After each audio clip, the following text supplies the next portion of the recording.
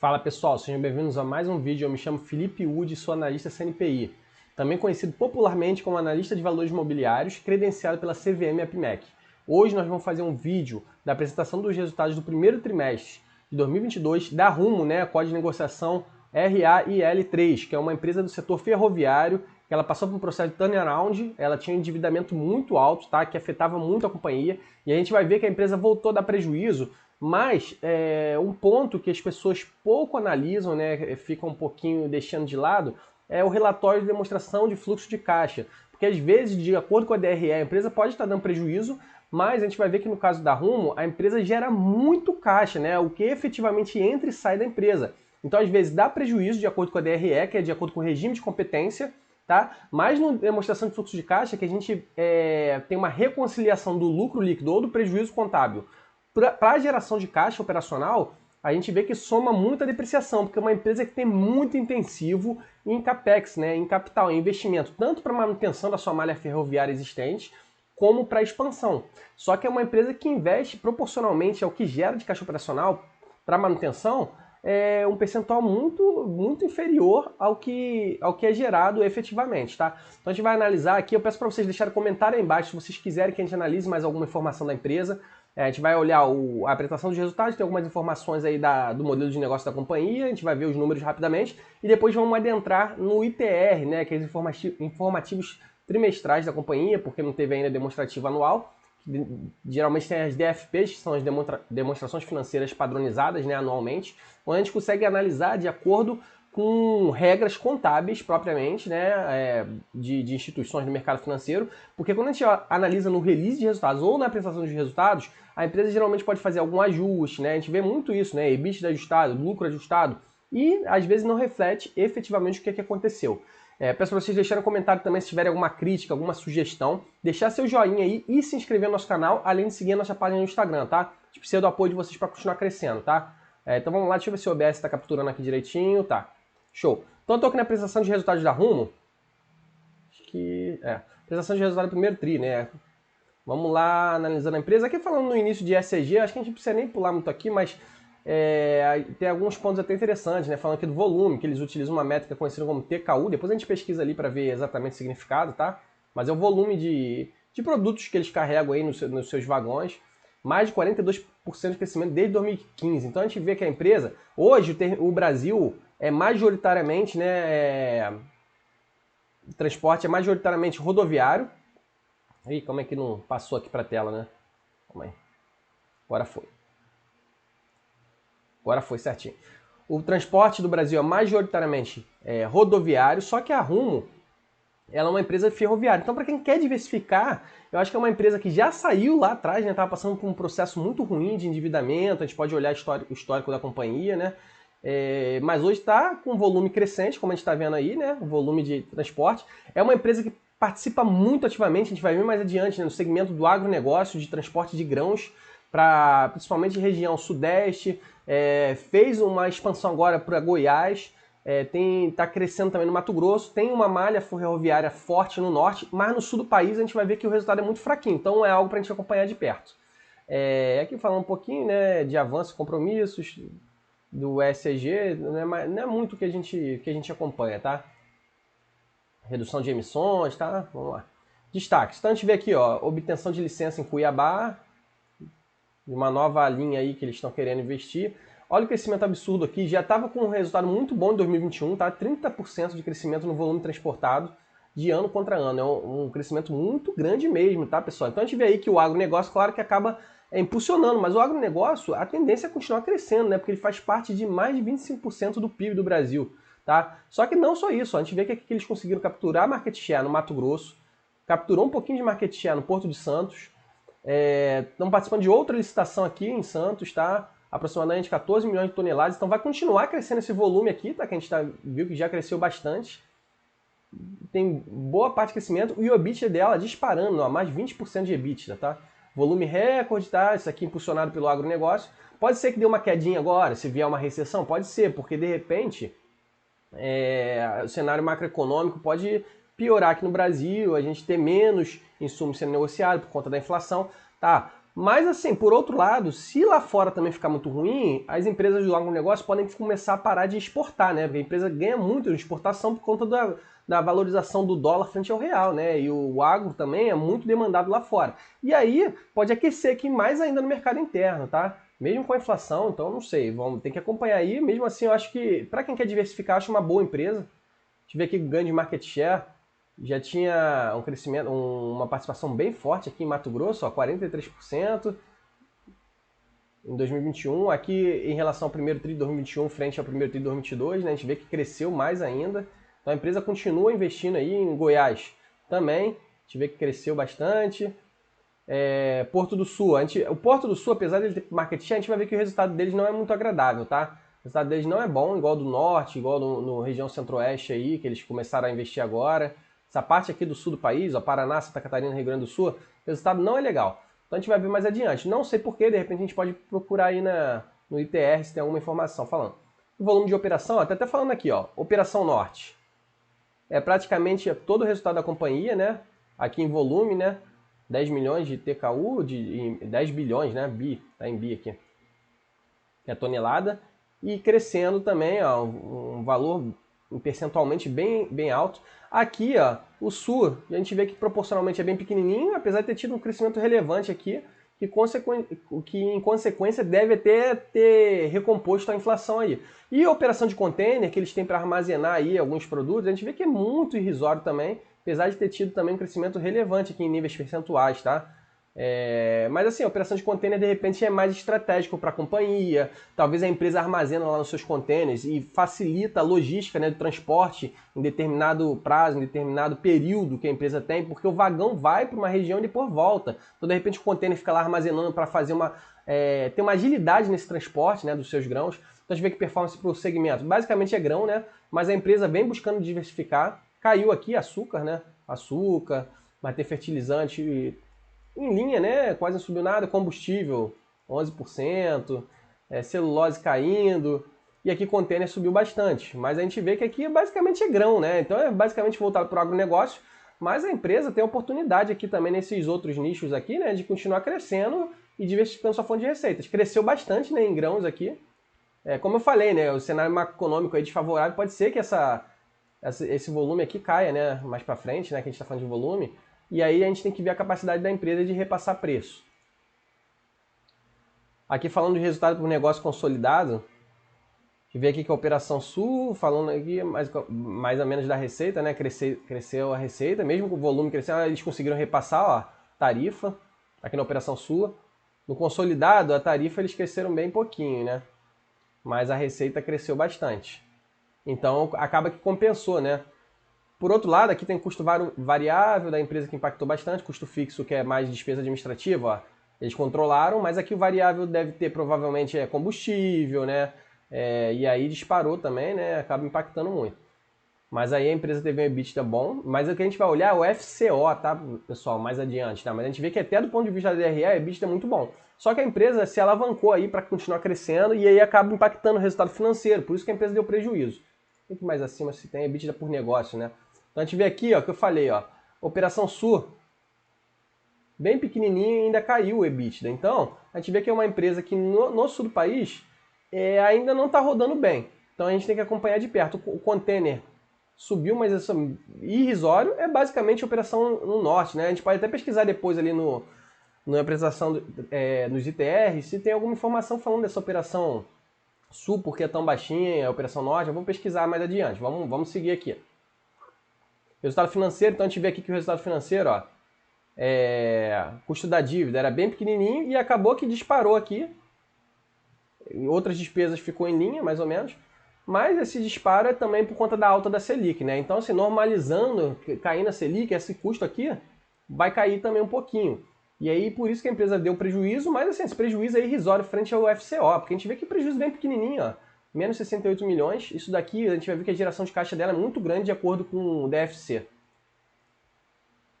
Aqui falando do endividamento, a gente vê até que frente ao EBITDA, já é um endividamento bem tranquilo, 2,8 vezes, 2,7 vezes, até caiu. A empresa tem dinheiro em caixa também, é um dinheiro relevante. Não, dinheiro aqui em caixa aqui em cima, né? Dinheiro em caixa, aqui é a dívida. Muito tranquilo, tá? Mesmo com esse endividamento aí, e a gente vê que a dívida basicamente, ó, lá para 2031, tem uma parte aqui em 2028. Então, tá bem distribuída também, bem equalizada, completamente diferente do que a gente via no passado, tá? Falando da produção, né? Tá falando que o mercado do Mato Grosso deve crescer 10% a mais do que a safra de 2020 e 2021, enquanto em Goiás um crescimento de 20%. Então a empresa, a gente vê mesmo com o cenário macroeconômico desfavorável, a empresa espera-se um crescimento nesse ano. Tá? Já na região sul, em função da quebra de safra, espera-se uma retração no volume. Então a gente vê que o sul, inclusive a safra lá não está legal, então acaba afetando nesse transporte. Falando do volume total, acho que não tem um... Falando, aqui era de soja, né? Aqui do milho, esperando crescimentos expressivos no volume exportado pelos estados, estado para estado, né? Safra recorde esperado, então a gente está esperando aqui um crescimento maior aqui, né? Em todos os, tanto em Goiás como no Mato Grosso nem tanto, mas em Goiás um pouquinho mais, né? Aqui é a produção, né? Aqui é a exportação, é mais ou menos um pouquinho acima, né? Apesar de ser recorde, um pouquinho acima do ano anterior. Vamos aqui na ITR, acho que até a gente consegue falar a Operação Sul, deixa eu ver aqui. Esse aqui fala um pouquinho da Operação Sul, né? Por que a Operação Sul tem uma margem tão pequenininha, né? Até o volume, a gente vê aqui, ó, na Operação Norte, o volume cresceu, aumento de 36%, enquanto na Operação Sul cresceu 8,7%. Até na operação ali a gente vê, né, por conta provavelmente dessa safra ali também.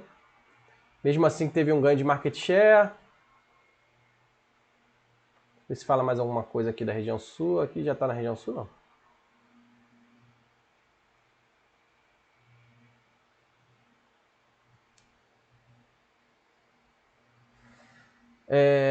Estiagem reduziu projeções da produção do estado da região sul, quedas superiores a 30% a 40%, que deve gerar uma redução na performance de grãos na operação sul. Então a gente está vendo aqui que já vai piorar mais, não tem resultado relevante, né? Mas deve piorar e impactar, né? Na operação sul no segundo trimestre de 2022 está prestes a ser o resultado.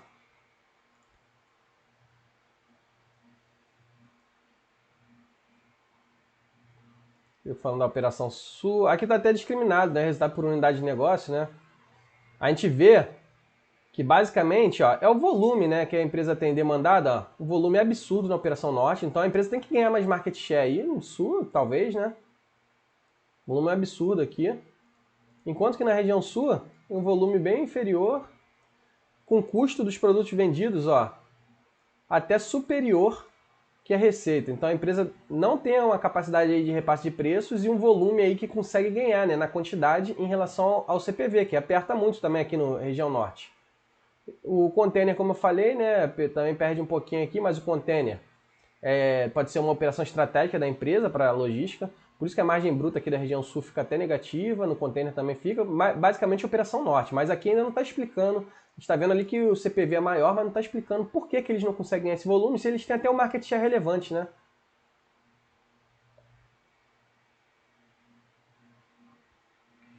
Aqui a gente vê, né, que teve uma queda bem grande aqui, né, no volume do milho, do açúcar.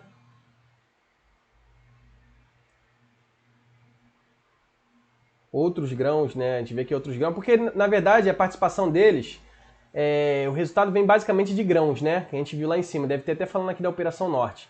E apesar de ter aqui soja, farelo de soja, milho, açúcar e fertilizantes, eu acho que a gente tinha visto ali no resultado, que basicamente é grãos, né? Que impactam no resultado da empresa, né? Deixa eu ver aqui na apresentação dos resultados, mais para cima, acho que fala aqui mais para cima, a gente tinha olhado, né?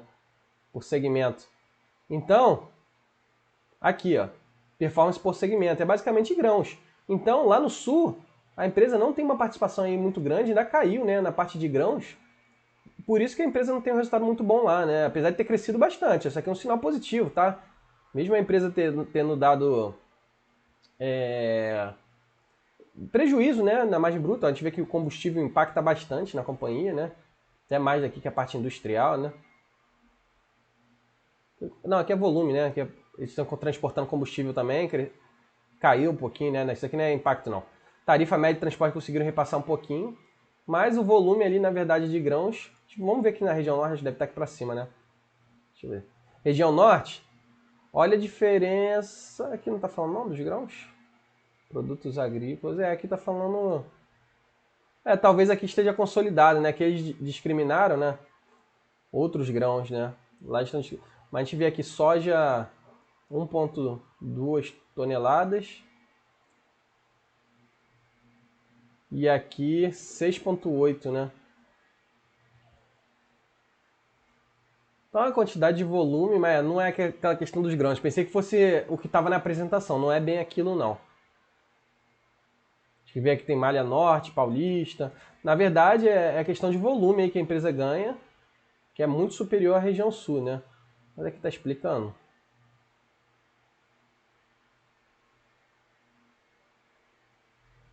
Cujo volume... A gente já vê aqui, né? A empresa dando um prejuízo. Custo fixo, depreciação e amortização. Receita é basicamente de transporte, né? Tem até outras receitas aqui, que pode ser volumes contratados e não realizados de acordo com conforme acordos comerciais.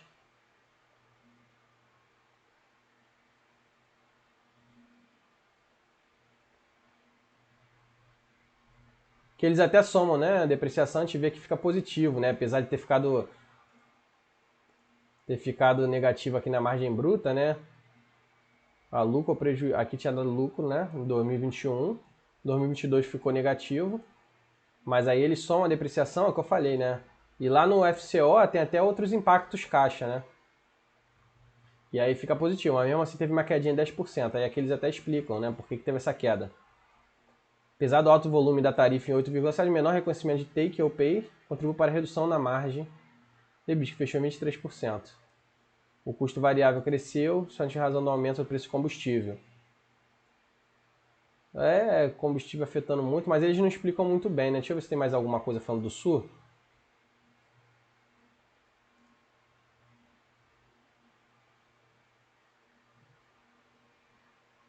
Falando do ciclo de vagões, parece que é mais ou menos em linha com o ciclo da Operação Norte também, né? Operação Sul.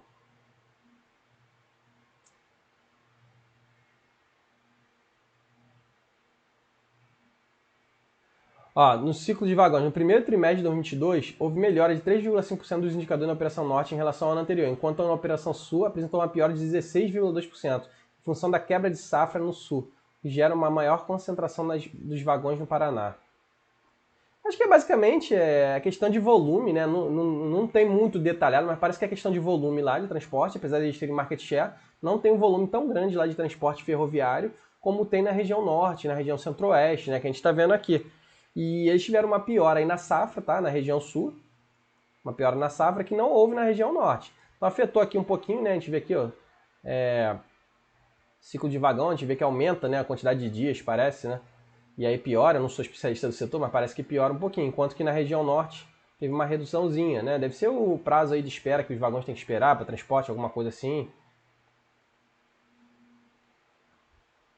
E aí o combustível, né, o diesel apertou bastante lá, mas também pesou aqui na região sul. Mas mesmo assim, mesmo a empresa tendo uma margem bruta negativa, né, a gente vê que a margem operacional da empresa é positiva no sul também, tá? Mas a região norte é a principal, né, da companhia. Aqui no FCO, que eu falei que a gente dá uma olhada, acho que a gente consegue olhar melhor, fluxo de caixa. Então a empresa tinha dado lá mais ou menos, quanto que deu na DRE? Aqui, DRE? Deu um prejuízo aqui, né?